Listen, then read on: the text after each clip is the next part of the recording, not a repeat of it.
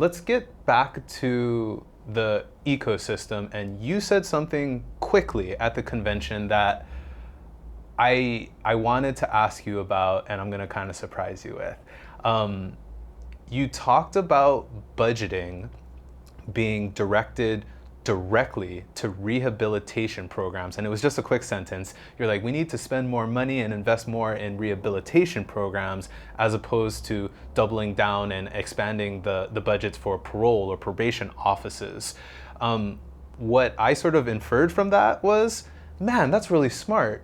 Is there a way where we could just directly fund the solution, which is different techniques or different programs to help people who have mental health issues, maybe substance abuse issues, anger management issues, whatever it is? Did I just make that up, or what did you mean when you talked about using funding that traditionally went to like probation offices to rehabilitation programs? Well, first off, I probably didn't say one thing fast. I probably say everything fast. That's just how I talk. But no, I think I was talking in regards to a letter that was written by some of these advocacy groups that were against the use of these algorithms, and a lot of the solutions in terms of some of these bail reform solutions have been to eliminate money bail and then just to release as many people possible and to dump that money into probation and parole to oversee the release of these people, which if you think about it, let's get rid of the private sector that does this job but really at no cost to the taxpayer. Let's put a cost on the taxpayer to put that into probation and parole and have them manage pretrial defendants. Yet the problem of the supervision really, that was being done already. But what we're missing and what you're missing and where money is not going is into when you people are committing crimes, you just releasing them isn't going to help them. It's getting them the help they need, whether it is mental health, whether it's alcohol, whether it's drug. What type of counseling and what kind of help can we get these people? Pour money into those programs, and I think you'd have bail agents on board with you all day long. In fact, I know many bail agents that have actually started their own programs that when they bail someone out, they help them find the treatment that they need.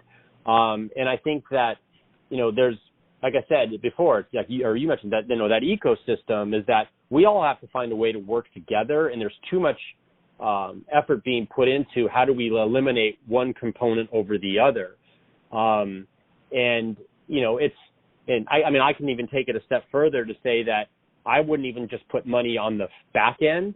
I think we need to take a look at putting money on the front end. It's like we're trying to solve a problem. There's too many people in jail, and the solution that we're coming up with let's have an algorithm that allows us to release as many people from jail that we can in a safe manner. And I would say that that's almost a ridiculous thing to talk about. If I'm a person living in the community, the last thing I ever want to hear anyone talk about is how do we release more people out of jail? To me, I want to hear how do we prevent more people from going to jail? So let's invest in schools. Let's invest in family counseling and teaching our people in all types of communities how important the family unit is and how important fathers are and how important parents are to making sure that their kids go to school and to give the right value. I mean, there's so many things that we could be doing as a community to prevent that jail cycle from ever starting, and no attention is ever put on that. It's always on the back end. And to me, I'd like to see really a comprehensive solution with more investment on those rehabilitation programs, as well as a front end approach to really, approach the entire ecosystem, not just one half of it. Yeah, absolutely. And I think at the bail convention, Tommy Lauren sort of said something like that too, where the family unit has failed, the school system has failed.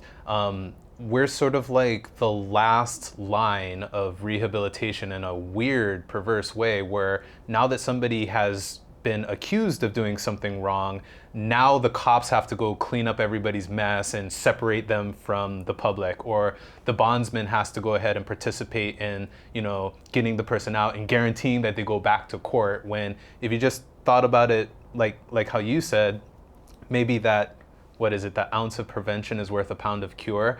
Reinvestment in rehabilitation, as well as, on the front end, counseling for families, you know what I mean?